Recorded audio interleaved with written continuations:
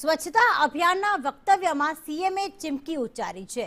તેમણે કહ્યું છે કે ગમે ત્યાં પિચકારી મારનાર માટે હવે સાવધાની રાખવાની જરૂર છે।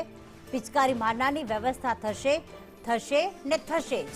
કચરો નાખનારા લોકો સામે પગલાં ભરવાની પણ ચીમકી ઉચ્ચારી।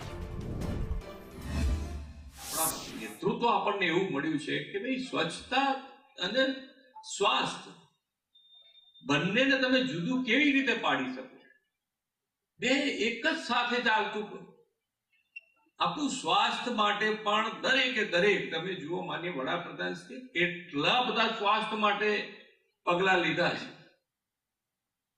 સ્વચ્છ પીવાનું પાણી આવે, ગેસના ધુમાડામાંથી બહાર નીકળવા માટે ઉજ્જવલા યોજના, બધાના ગેસના બાટલાની વ્યવસ્થા કરી હોય, દરેકે દરેક વસ્તુમાં યોગ કરવાનું કીધું છે, પણ એ આપણે નથી કરી શકતા।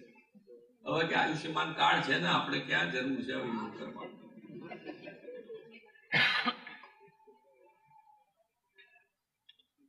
સ્વચ્છતા આપણો સ્વભાવ બનાવવો પડે। તો બુલેટિનમાં અત્યારે બસ આટલું જ। વધુ અપડેટ